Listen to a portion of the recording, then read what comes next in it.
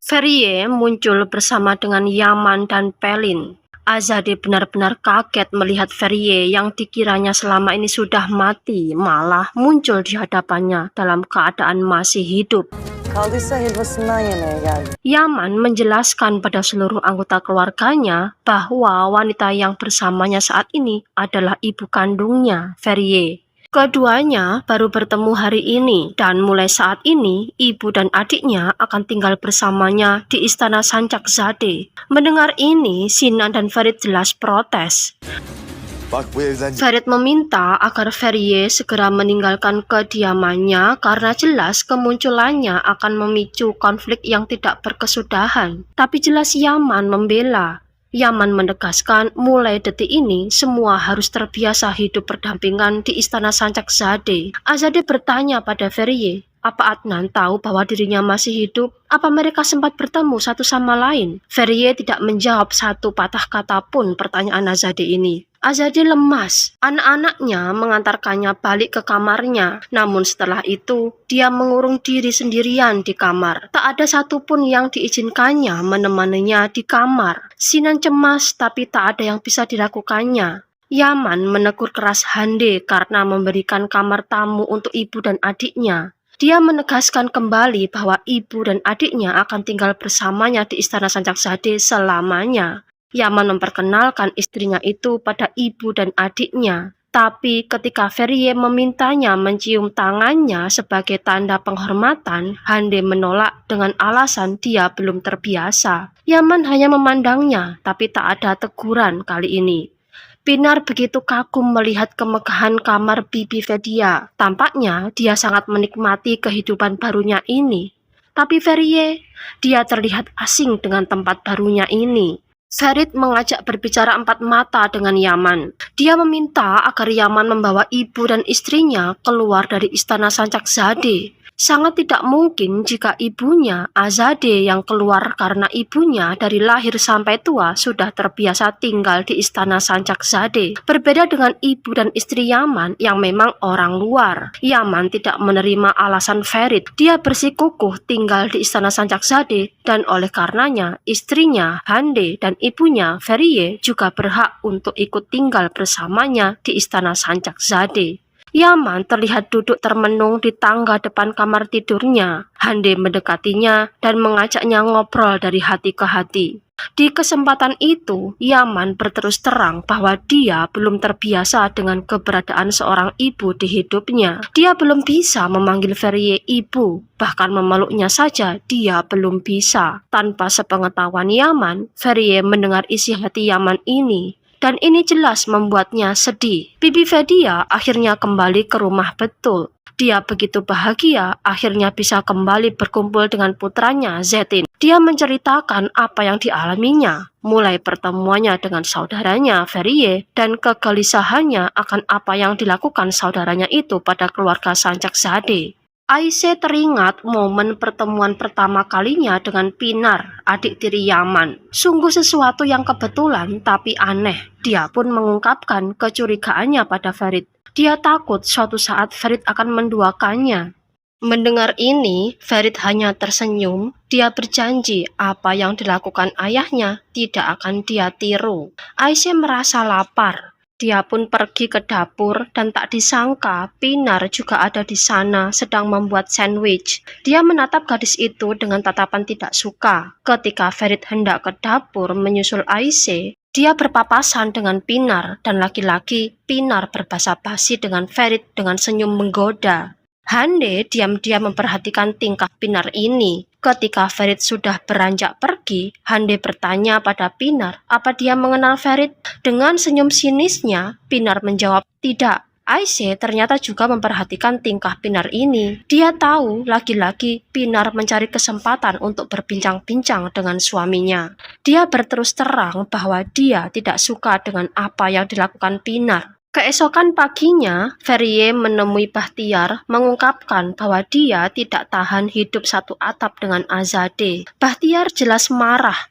Dia membakar lagi api dendam di hati Ferie. Dia katakan bahwa tujuannya tinggal di sana adalah untuk mendukung Yaman. Yaman ingin balas dendam, oleh karenanya dia juga harus balas dendam. Lebih lanjut, Bahtiar mengatakan agar Ferie tidak lagi menggunakan mobilnya. Dia akan menyembunyikan mobil Ferie agar jejaknya sulit dilacak polisi. Sementara itu, Ferit mendapat info dari Jenner bahwa di TKP ditemukan jejak mobil asing, tapi belum ada info lebih lanjut mobil siapakah itu. Azadeh terlihat bersiap untuk meninggalkan istana Sancakzadeh. Ferie memergokinya dan dia pun mengejeknya dengan mengatakan bahwa dia hendaknya tidak melarikan diri, dia hendaknya berani berhadapan dengannya mempertanggungjawabkan atas segala penderitaan yang dialami Ferie selama ini. Azadeh tak terima. Dia mengatakan bahwa bukan salah dia kalau Ferie menderita. Dia pun tidak memperdulikan Ferie dan kemudian dia pergi meninggalkannya. Ferit mencegah ibunya pergi dari rumah.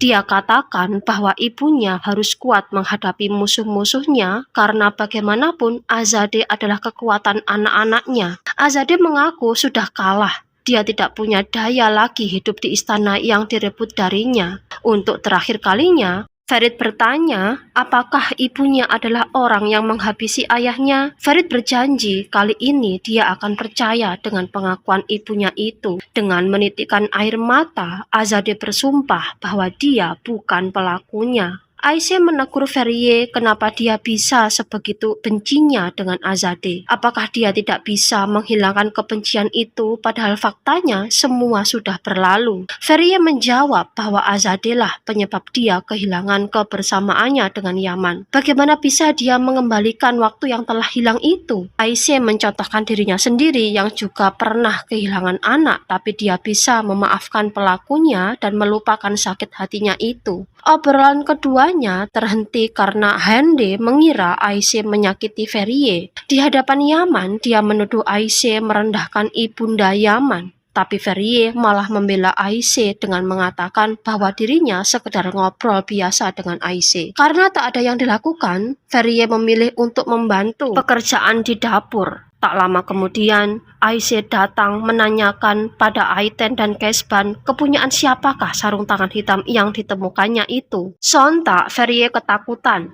Diam-diam dia langsung keluar dari dapur dan kembali ke kamarnya. Setelah memastikan situasi sekitar sepi, Ferie menelepon Bahtiar memberitahukan bahwa sarung tangannya ditemukan oleh Aisyah dan celakanya masih ada bercak darah Adnan di sarung tangan itu. Aisyah akan menyerahkan sarung tangan itu pada Ferit. Tentu saja hal ini semakin membuat Ferie ketakutan.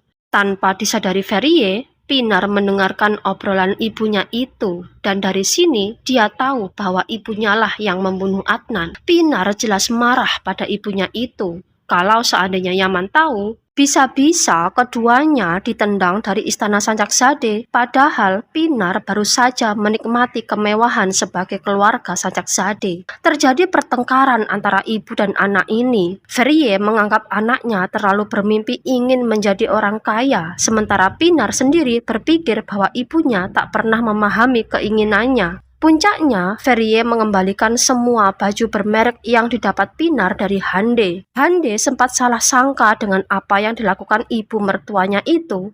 Tapi tampaknya Ferie sendiri tidak peduli dengan apa yang dipikirkan Hande terhadapnya. Ferit berhasil menemukan spion dari mobil asing yang ada di TKP pembunuhan Adnan. Dia pun menyerahkan barang bukti itu pada polisi dan berharap pelaku sebenarnya segera tertangkap.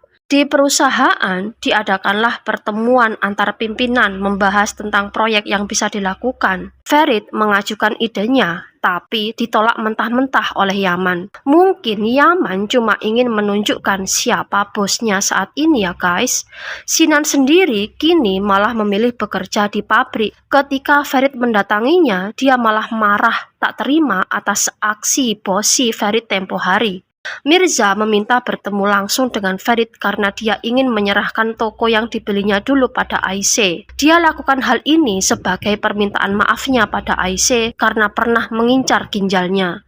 Sementara itu, di suatu tempat entah di mana, terlihat sebuah mobil ditutupi terpal sobek dan terlihat di dalamnya tertinggal sarung tangan hitam. Semua anggota keluarga Sancakzadeh makan malam bersama. Azadeh dan Ferrier meski masih bersitegang tapi mereka berusaha meredam amarah mereka masing-masing. Sinan dan keluarganya memutuskan untuk tidak ikut makan malam. Mereka memilih memesan makanan dan menyantapnya di dalam kamar mereka. Pinar kembali membuat ulah. Dia membuat Aisyah jengkel dengan kembali meminta Ferit mengambilkan garam untuknya. Padahal Pinar ini duduk tepat di samping Aisyah, guys. Kenapa dia tidak meminta tolong pada Aisyah? Kenapa harus Ferit? Aisyah menyambar garam di depannya dan menaruhnya di hadapan Pinar dengan muka sangat sebal. Semua orang paham dengan mimik wajah Aisyah ini, tapi tak ada yang menegur Pinar. Ferrier hanya memandang tajam pada anaknya itu. Akhirnya, Hande memecah keheningan di meja makan dengan melontarkan guyonan yang ujung-ujungnya juga tidak lucu, malah bikin suasana semakin kaku, terutama bagi Ferrier. Yaman terpaksa menghentikan omongan Hande ini untuk menyelamatkan muka ibu kandungnya, Ferrier. Kemudian, Pinar minta izin untuk meninggalkan meja makan dengan alasan dia mau pergi ke toilet. Padahal guys, diam-diam Pinar ini masuk ke kamar Ferit untuk mengambil sarung tangan hitam ibunya di tas Aisyah. Sialnya, belum sampai dia mengambil sarung tangan itu, Ferit dan Aisyah keburu kembali masuk kamar. Pinar segera bersembunyi di salah satu pojok ruangan. Aisyah keluar kamar lagi, sementara Ferit perhatiannya fokus pada tas bag yang dipungut dari dalam tas Aisyah. Pada kesempatan inilah Pinar diam-diam keluar dari tempat persembunyiannya dan segera lari dari kamar Ferit. Ferit bertanya pada Aisyah apakah dia ingin punya anak. Aisyah ragu menjawabnya, tapi dia berterus terang jika Ferit mau, dia pun siap untuk hamil lagi. Keduanya pun saling berpelukan dan kemudian berhubungan intim. Sementara itu, Yaman memarahi Hande karena lelucon yang dibuatnya di meja makan tadi. Hande sama sekali tidak paham kesalahan apa yang dibuatnya. Dia tidak mau menanggapi lebih lanjut amarah Yaman. Dia pun pergi tidur begitu saja. Sementara Yaman menangis sendirian di luar kamar. Untuk menghibur hatinya, dia telepon mantan istrinya Betul dan dia ungkapkan kegelisahannya. Tapi belum selesai dia bicara, Betul meminta agar pembicaraan ini dihentikan. Dia tidak ingin ada salah paham antara dia dan Hande. Yaman pun menghargai permintaan mantan istrinya ini. Pinar menelepon seorang temannya meminta bantuan esok hari untuk melakukan sesuatu. Dia buru-buru mengakhiri panggilan teleponnya begitu Ferrier mendatanginya. Pinar mengatakan pada ibunya bahwa dia gagal mengambil sarung tangan hitam di kamar Aisyah. Ferrier memperingatkan putrinya itu untuk tidak ikut campur urusannya. Tapi sepertinya Pinar tidak mengindahkan peringatan ibunya itu. Keesokan paginya, Pinar mengambil mobil ibunya. Dia buka terpal yang menutupi mobil itu dan mengendarainya entah kemana. Sementara itu, Aisyah terlihat tengah bersiap menuju tokonya. Dia sudah membuat janji dengan Bibi Fedia dan Betul bahwa hari ini mereka akan membersihkan toko itu bersama. Ferit terlihat mengantarkan Aisyah dengan mobilnya. Dan ternyata guys, di belakang mobil Ferit ada mobil Ferrier yang dikendarai oleh Pinar. Iya, Pinar diam-diam mengikuti Ferit dan Aisyah. Di toko Betul sudah menunggu. Setelah melihat-lihat toko, ternyata ada yang perlu dibeli oleh Aisyah. Baru saja keluar beberapa langkah dari tokonya, tas Aisyah dijamret oleh seseorang tak dikenal. Aisyah mengejar pencuri itu, dan dia berhasil mendapatkan kembali tasnya. Setelah dia cek, dia heran karena yang diambil pencopet itu bukan dompet atau HP atau barang berharga lainnya, tapi hanya sarung tangan hitam. Dia pun curiga, dia kejarlah pencopet itu. Di pihak lain, pencopet itu berlari ke arah bosnya yang tidak lain adalah Pinar dan kemudian menyerahkan sarung tangan hitam pada Pinar. Tanpa disangka Pinar, tak berapa lama Aisyah juga muncul. Pinar berusaha menutupi mukanya, tapi kelihatannya Aisyah mengenali wajahnya. Tanpa berpikir panjang, Pinar menabrak Aisyah. Aisyah jatuh tak sadarkan diri, dan dari kepalanya keluar darah segar. Pinar panik. Terpaksa dia hubungi ibunya dan meminta pertolongannya. Bahtiar dan Ferie tak tahu harus berbuat apa sekarang. Pinar terus menangis ketakutan, tidak mau dirinya masuk ke penjara. Bahtiar dan Ferie kemudian berpikir keras bagaimana mereka menyingkirkan mobil Ferie ini dan juga Aisyah. Aisyah yang tidak sadarkan diri sudah ditaruh di jok belakang mobil. Lalu bagaimana cara menyingkirkan keduanya? Terpaksa ketika orang itu menghanyutkan mobil Ferie itu ke sebuah danau. Sementara Aisyah, ikuti terus kelanjutan drama ini hanya di channel Rani Muntasari. Jangan lupa subscribe, like, dan komen agar channel ini terus berkembang. Terima kasih, bye-bye.